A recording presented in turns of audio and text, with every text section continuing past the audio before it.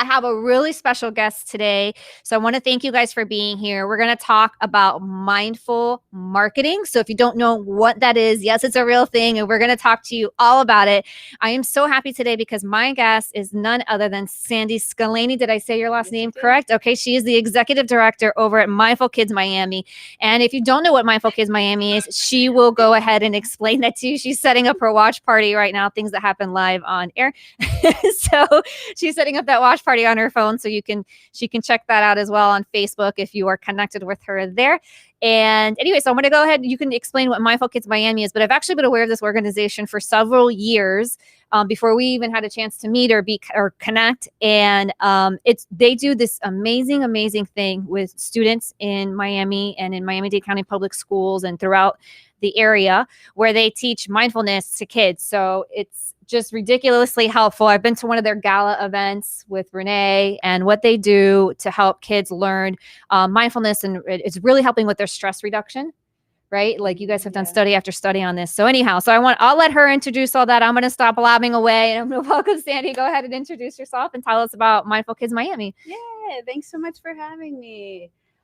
So Mindful Kids Miami, our goal is to bring the benefits of mindfulness to all children in South Florida. And we do that through providing mindfulness training to teachers and social workers and adults who are interacting with children on a daily basis. So, those programs are anywhere from just one-off workshops to 8-week, 14-week type of programs that teach teachers how to bring mindfulness into the classroom. And so, yes, I'm so happy to be here to talk a little bit about mindfulness.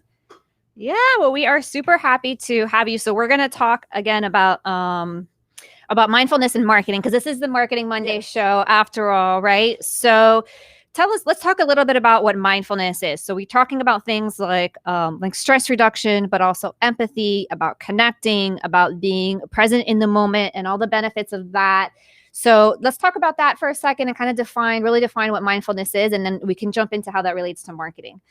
Yeah, so mindfulness is used, that phrase is used a lot these days, but it's really about kind of actively paying attention to the present moment, non-judgmentally. Right. And so it's more than just kind of an intellectual process. This is a process that you need kind of mindfulness embodied, and you need to be, working on the mindfulness practices and really learning about how to sit in your experience, your internal experience and your external experience in the moment. Right. And one of the things that, I practice meditation and mindfulness, and I'm still getting better at it. I'm not great at it, but I think, especially in something in like marketing with an agency where it's, you see those descriptions of having a bunch of tabs open in your brain, but also literally that happens. That's where I'm at all day long. So to like really focus in on those things can be a challenge. So like I'll use affirmations in the morning to just sort of set my tone for the day and get my brain right. So I know that those are some tools that you can use to achieve that. But, when we're talking about mindfulness, one of the things is sort of being okay with things regardless of the outcome. Right. Right. And so when we're looking at that in terms of marketing, people will put a lot of stress into what it has to mean, like what's the outcome, and they get totally frazzled by that. And part of the mindfulness in marketing is it's like creating campaigns and just kind of letting things flow. Oh, so we're going to dig right into it. Let's jump right into it. I have a lot to say about marketing, mostly because before I was at Mindful Kids, I also was the founder of Project Gold at Christie House. So I brought to our community a system-wide effort to help kids who are being exploited and trafficked. And in that process, I had to deal with a lot of media. We were the first program that worked with children who were sexually trafficked. And so everybody wanted to kind of talk to our clients and get the interviews and all that stuff. So there was, I learned a lot about public relations, about media. Right. And as a kind of manager in a nonprofit, there's this kind of tension that we have to walk between how do we do the best for our clients and for the community that we're serving, while also being able to promote what we're doing. Right. And promote it in a way that isn't overly sensationalizing or isn't kind of falling to these really what I think of as like superficial kind of marketing tactics, which is really kind of firing up that amygdala, that fight or flight response, making people afraid if they don't do this, that something's going to happen. And a lot of human trafficking awareness campaigns have been that. They've been about, let's kind of put that cute little, like really young white girl out there in chains and make everybody really kind of like overwhelmingly upset about that this could be my kid. And it's not really an accurate picture. And it really kind of did more harm to the anti-trafficking movement in a way, because people's image of what it was like the movie Taken, where kids were getting kidnapped. And if that's not the reality of the situation, how are you really going to expect people to help, right? So what you're really doing is just triggering this fear, right? And so I started looking at marketing like that. Like, what is this marketing? These marketing campaigns are all about kind of triggering this in the sense of fear, social rejection, social inclusion, and how do we, so in this mindfulness work, how do we go about marketing in a way that's mindful, that's not kind of bent on triggering kind of these worst uncomfortable feelings in us to get somebody to buy something, right? Or buy into something, right? Yeah, and I think sort of that idea of one of my clients is a local nonprofit, Riverside House, and what they do, I don't know if anyone's familiar with them, but what they are basically is a reentry house for people reentering. They're leaving the prison, and either they are finishing their sentence out at this reentry facility, or there's another circumstance that has led them there.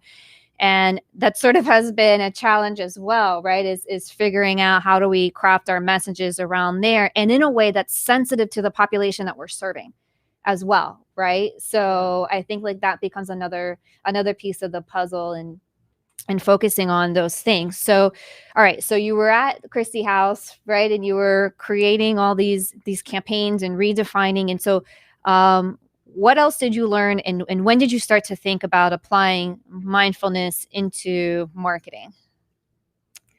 I mean, it was really right away. It was, as soon as I saw kind of how the media was treating the interviews, the articles, and all of the agencies around me that were kind of putting out these images of kids in cages and things like that. Right. And I could see directly how that impacted people I worked with, Right.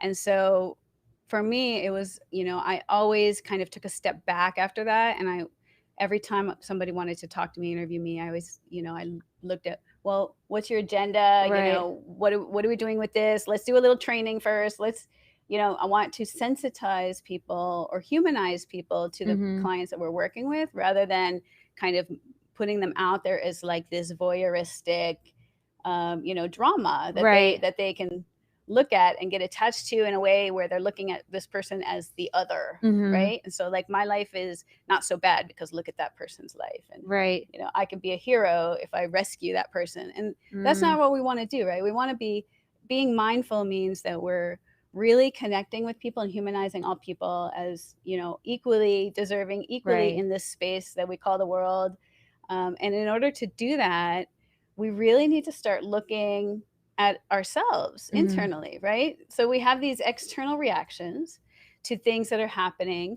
And if we just take a pause for a second and notice how we're feeling inside our bodies at the moment, a lot of times you see that what you're about to react to is really just your stuff. Right. It's this kind of tension in your stomach, or I feel nervous, or whatever it is, right? And so if you're reacting to that stuff, then you're not necessarily reacting in a skillful way, in a helpful way. You're not reacting in somebody else's best interest, So if you're thinking mindfully, you say, okay, this is my stuff. I'm afraid for that person. I'm afraid for myself, or, this makes me really sad. I don't know, but if you're aware of what's going on first, you can become more responsible about how you're reacting or responding, I should say, skillfully to people around you, to the world around you. Right. It changes your behaviors. It changes your actions. It makes you more compassionate, and that's all those benefits you see about mindfulness. Right.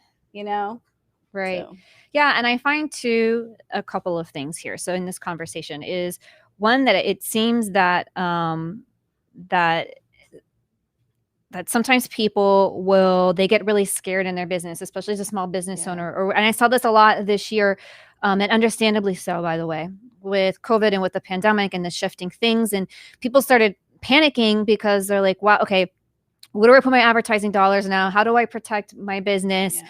How do I protect my family? And so you start to react in all those different ways. And that sort of can translate into the marketing, whether you're thinking,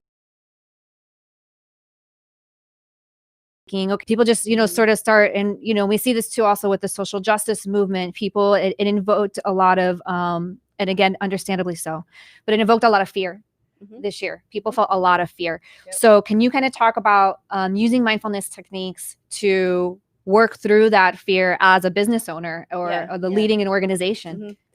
So it's extremely hard to promote, to market mindfulness. Right. It really is. And part of the reason is because we want, everyone to experience mindfulness. Mindfulness has wonderful benefits. It improves your sleep, it reduces anxiety, it reduces depression. Right. It helps you improve your relationships with people. If you're in a classroom, you have better classroom management because you're able to manage your own emotional regulation better, right? So there's so many benefits to mindfulness. But I think a traditional kind of marketing strategy would be, are you overwhelmed?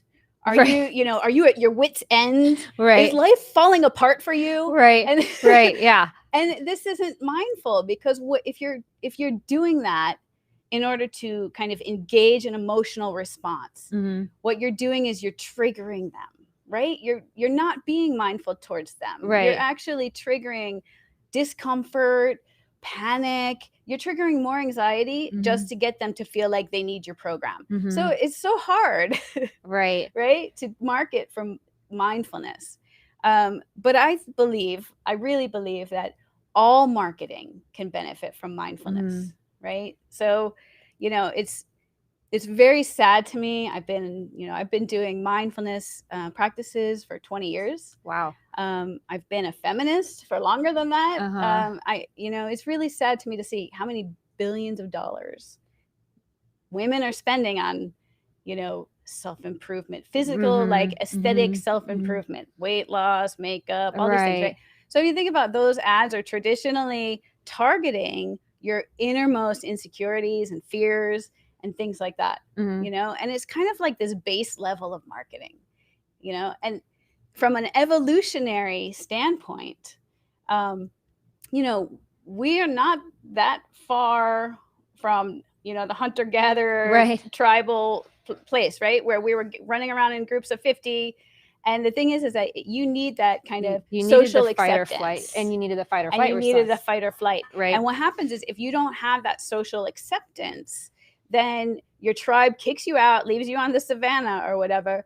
And then when that happens, you die. Okay? Because, we have a different world now that we live in. We don't need to be accepted by our group of 50 people in order just to survive. But the evolution, our body chemistry has not changed much since then. And so any sense of social rejection and social exclusion actually triggers a biochemical response, a panic response from us, right? And so a lot of marketing is set up to trigger that. Right. It's true. And then, in a sense, to manipulate you into buying, right? In order to meet those criteria for being in the social group that you want to be in, right? So that you're not alone. Or even they're triggering this sense of feeling like you're going to be alone if you don't do X, Y, Z. Right.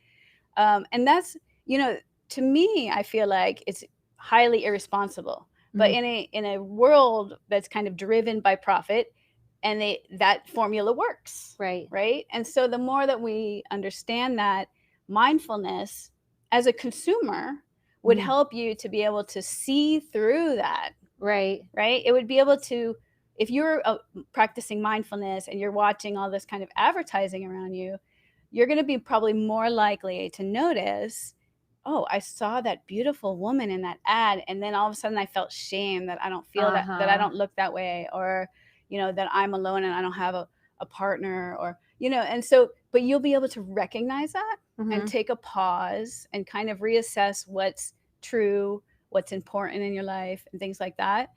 And I think that's really important as a consumer side. Right. As a business side, I think it's really important for businesses to be more mindful in their marketing. Okay, I know that this is there's a profit incentive, and I'm totally aware of that. But what I'm really encouraged by is that I'm seeing more and more marketing around kind of social impact that has another lens to it, right? And so, I mean, this is like an old example at this point now, right? But the Dove kind of natural beauty campaign, that was so innovative and so out of the box for what we had at the time. Right. And they took a huge risk to get out there and say, we're not photoshopping anybody. We're using models of all different sizes. We're showing them in their underwear, all different colors, no makeup, Right. They really kind of put it out there, and they were just like, you're beautiful as is, and use our product, please. Right? Yeah. We get you. but that kind of marketing worked out really well for them because it responded to this great need that so many women had, where we were just kind of constantly bombarded with these images that we have to look a certain way, we have to wear this kind of makeup, we have to, be this weight, be this color. Right. And it was so limiting. And so they really kind of tapped into this market. And I'm going to tell you, the benefit of doing that is that you're going to end up with a loyal consumer base, customer base, that's going to not only use your product, but it's going to go on shows like this and talk about your ad campaign. Right. It's because it's really positive, right? So mindful marketing is like good for the business and upholds our social values. Right. And so it's not like sort of combining helping people feel uplifted rather than fear, like that fear, that stress tactic. So I love that. So can you share some examples over at Mindful Kids Miami of how you guys implement that practice in your own marketing? Like, so what kind of messages are you looking at? What are you, how are you applying this over there? Well, especially now with COVID, we've done a lot of, we've responded to the community. We did some surveys to see kind of, if they're not kind of joining up for our programs, what that's about, like trying to get to know them better. Right. And so we've opened up a lot more options for people because, a lot of people are struggling. A lot of people are out of work. One of our target groups is teachers, and teachers are completely overwhelmed right now. They're teaching online, they're teaching from the school, they're in and out of school, they have to quarantine. I mean, and they're taking care of their own kids at home. I mean, it's right now our heart really goes out to all those teachers and social workers and healthcare providers that are working, triple time. But we have focused on just kind of giving a gift back to the community. Really, at this point, our enrollment is of course naturally down a little bit. Like everybody's seeing the hit of COVID. I think a lot of people are. But at the same time, we're using this opportunity to reach out and really kind of try to pull the community in. We have free workshops running on a weekly basis. Anybody can just jump right in and come and join us. And we're giving like scholarships and discounts on our programs, and really trying to just be there any way we can. All of our programs move from in-person to online. So we've done everything we can just to make ourselves available, because really that's the mindful thing to do in this moment, and then we rely on just the generosity of the people who are in a position to be able to help us, donors, grants and things like that, to keep us going. So yeah, I think I love that. And so how can people sorry, I just saw a comment on the screen. Someone's asking if you're someone's sister-in-law. Yes, I am. Shout out to Jen. So there you go. There's your answer, Brenda. Yeah. So anyways, so And I want to say hi. I have a couple of people watching as well. Chelsea, Lauren, thank you guys for joining in and tuning in today, checking out our show. I know you guys love this topic of mindfulness, so thanks for being here. So, all right. So we're talking about, mindfulness, and we're talking about programs that you guys have sort of shifted.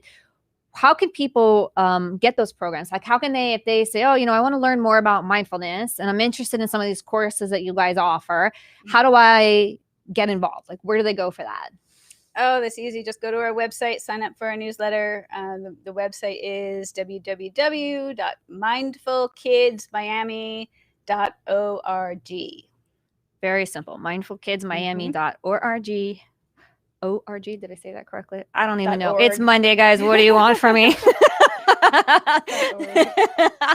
So, all right. So let's talk about if someone is watching this, right? And I've talked a lot in the past on this show, and even in my own stuff that we do with marketing over at Miss Inc. and in trends and things that are happening. We talk a lot about this idea of empathetic marketing along the lines of the social impact that you were talking about, of being just really humanizing your brand and less about selling and less about these scare tactics like Sandy's talking about, and more about just that human connection. Right.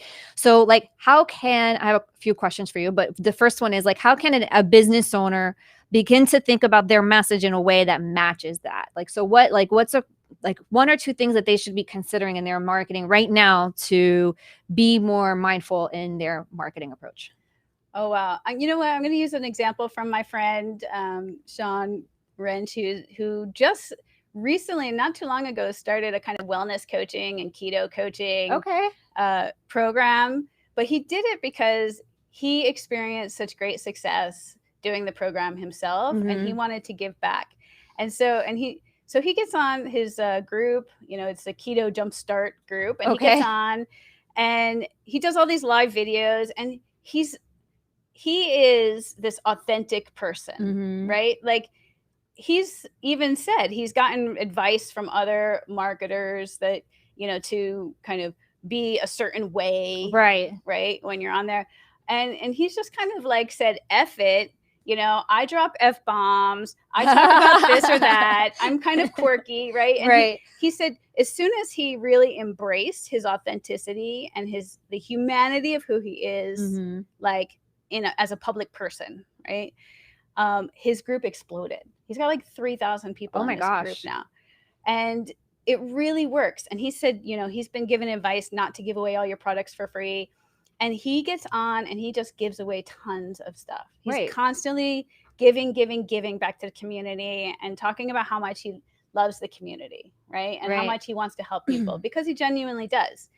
And people respond to that. I think that one of the kind of disservices we do when we're in business is really just kind of underestimating your consumers, underestimating your clients. And really just kind of feeling like maybe you can trick them into buying something, or maybe if you only give them, one thing, and then you start spamming them with all of this, that funnel, right? You give them the one lead magnet, and then you start spamming them like crazy to buy the 1,500 package. The thing that you're underestimating is that you can give away a ton of stuff and people will still buy from you, because now they trust you.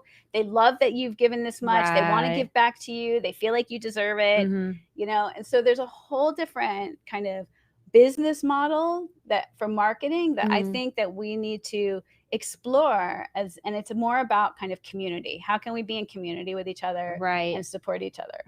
Yeah. And I'm definitely seeing that trend emerging, but it's what people are hungry for. I mean, we have, especially with the social media and everything looking like it has to be perfect in a certain way. And we have all these, buy from us messages, and people are hungry for. And again, I think this year really propelled that transformation even more, because we're all forced to slow down and think like, okay, like what's really going on in my life? What's really important to me? I think we were all found ourselves, or most of us found ourselves in that position with at least some time for that reflection. And so I find that, people are they're even hungrier for that connection. Like no one wants to say, hey, buy from me. They want to hear, who you are, what you're doing. And again, you've probably heard me say this, guys, a million times, but people do business with people that they like. And you're not going to be able to serve every single person. So when you worry about creating a brand and a message that serves every single person, you're sort of missing the mark and you're not being authentic to who you are. And there's this energetic thing that happens and people will just be attracted to you from that authenticity. So I love that example about your friend with the keto group. I mean, that's the perfect example, I think, of this and how to do that. And also showing like, what are you doing in your community? What are you doing to support other people? And people, they really vibe with that. Yeah, they really love that too. When they see you out in the community doing work. Some of the things that we're looking at doing, we have a very small staff. Right. So, well, you guys are fairly new still, right? Like what, like 6 years, 5? How many years have you guys been around? Yeah, like we've been very active for 6 years. Okay. Yeah. So we have a very small staff and, limited ability to kind of run these great marketing campaigns. But if, ideally the direction we want to be going is doing more of the live stuff, the Facebook Live, really engaging in conversation with our base and engaging people. And I really want to start doing more of that. We have a couple of high school interns lined up for next semester after break. And one of the things that we want to work with them on is having them go through a mindfulness program and then doing like a vlog where they're kind of talking about their day, doing this mindfulness practice every day, and then talking about kind of, what that looks like, how that's changing them over a course of time. So I thought that would be something really engaging. I love that. Yeah. Oh, I'm going to look for that. I'm on your list. I'm going to keep an eye out for that because I think that's, and I think we could all stand for that. I mean, even if I know you guys work with kids, but if you wanted to do a mindfulness practice for business owners, I mean, sign me up. Yeah. Our name is Mindful Kids Miami, but most of our programs are geared towards adults because we want to create cultures of mindfulness around children. So that's the idea behind the name. So don't be frightened by the name. We also give programs for kids and teens as well. Right. But we definitely work a lot with community. So, and any community members can join. Anybody can join up to our programs. You'll see them all on our website. I love it. So, okay, I'm going to put you on the spot a little bit right now. Like I haven't done this already in this past segment. But anyways, I'm going to put you a little bit on the spot. Is there a mindfulness exercise that we can do right now live on air and teach people really quickly? I don't know if it's a breathing exercise or maybe there's something else that you have in mind that we can kind of give people a tool today, talking about giving things away for free, right? So oh my gosh. Is there like maybe, like a breathing or something that like when you're saying in those moments when people are feeling panicked and they want to figure out what that response is all about and slow down and take a pause. Yeah. Okay. So full confession, I am not a trained teacher of meditation. So technically I can't guide you through a meditative practice. So that said, I've been doing it for 20 years. And one of the kind of micro practices that I've done repeatedly whenever I feel kind of like a little frazzled or I do counting exercises, so that helps you get to your attention, and it's actually a little bit challenging enough so that you have to pay attention to it when you do it. So it's like 1 2 3 4 5 4 3 2 1 2 3 4. So you don't duplicate the ends. You just kind of, and you breathe with each of the numbers. Right. So you're like 1 breathing in, 2 breathing out. 3 breathing in, 4 breathing out, 5 breathing in, 4 breathing out, 3 breathing in, 2 breathing out, 1 breathing in, 2 breathing out. Okay, so if you try, I feel more relaxed already. so and and it's something that I feel as a micro practice, it's so easy just to kind of come back to that, and you have to pay attention to it because you'll just lose your place with the numbers and the breathing. Another one that I really like, I'm sure you've heard of it, it's pretty popular, is the 5 4 3 2 1 method. That's another good one that I use for grounding in the moment. Are you familiar with Go ahead, you can explain that one. Okay. So it's something I did not make this up. It's something that, and I'm not trained or anything like that. It's just something fun that I like to use when things are crazy. So you're basically, what you're doing is you're using your 5 senses to come back to like the present moment. So same thing, if you're feeling frazzled, this is that was a perfect example of something that you can do. If you feel like you need grounding, or I've used this with anxiety, because anxiety is something that I have had issues with. So basically what you do is you sit and you say, okay, it's 5 things you can see. So you look for 5 things you can see, 4 things that you can touch. I think it's 3 things that you can hear, 2 things you can smell, and 1 things that you can taste. And then that is basically your practice of bringing you, boom, right back in the moment, in the present space of where things are when you feel like the floor just might be taken out from underneath you, right? Yeah, so, and that's very common in therapy. They use that in therapy a lot. One of the very common ones that goes with the mindfulness-based stress reduction program, which is one of our signature programs, is the 3-minute breathing space. Okay. Right. So that's just basically about something has happened, right? And maybe somebody is kind of confronting you, or whatever, or just kind of being rude. And our initial response is to kind of just, get defensive or lash out or react to that, right? Because, but what's really going on is something's going on inside your body, right? Like that happens, and it's kind of activating your fight or flight or whatever response. And so you're feeling it in your gut, you're feeling it in your throat. I don't know, everybody's got a different place where they feel it. So the 3-minute breathing space is really stop. So consciously stop, don't react right away. Okay. And you're going to take 3 minutes. You're going to check in, right, to what's going on. You're going to like kind of do a quick scan of your body. Like, where is this showing up for me right now? Okay. Then you're going to do a quick scan of like what you're thinking.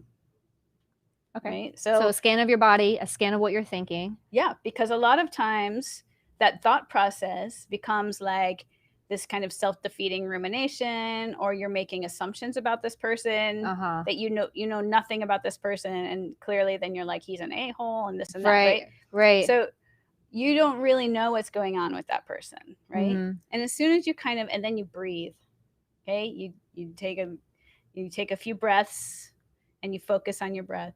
When you're done with that, a lot of times it's kind of shifted your perspective on the situation. And now you can see you're reacting to this uncomfortable feeling that you're having in your body that you want to go away. And so if you can sit with it for a second, it's going to pass. You don't have to like lash back out at somebody for it to go away. Right. So that's what that's about. And then when you realize that your thoughts are really just what's coming through your filter of experience. And you don't really know this person. It really has nothing to do with you. And it probably has everything to do with the fact that that person just lost their one of their parents like this week, or, some other thing that it doesn't even matter. Right. Because they're having a crappy day and they're taking it out on you, but you don't have to react to that. Right. You don't have to kind of jump into the drama, right? And so that's a really helpful practice that really requires you just to pause. And it's 3 minutes. Right. Like, we can take 3 minutes. Right? Yeah. You can take 3 minutes. Yeah. And sometimes I'll be like, okay, I'm going to excuse myself to the restroom or whatever it is to give myself that time. So I love that exercise. I love that because it does happen. You'll notice it in your body has a response. And I think once you start to get to know yourself better, you'll understand what those responses feel like. So I love that you guys, and I know in your programs, you probably do way more deep diving into that and teaching all those things and how to do that. So I really, really love that. So, all right. So I don't even know how long we've been on the air here, but or how much time we have. And there's somebody else coming underneath us. But all right. So what are some, I know we've touched on so many things today. Is there anything that we haven't touched on yet that you want everybody to know, business owners, consumers, the community? Oh my gosh. No, just join us. If you're, seriously, we are, our faculty that teach these programs are really doing it out of the kindness of their hearts. And especially the free workshops that we have on a weekly basis. We're not paying people to teach those. Right. They're doing them because they really care about the community and that they want to, just give openly and help people to get through this COVID situation. And so mindfulness doesn't always seem easy. People think it's just about calming down. Right. calming down is a nice side effect that many people get, but that's not necessarily the goal, right?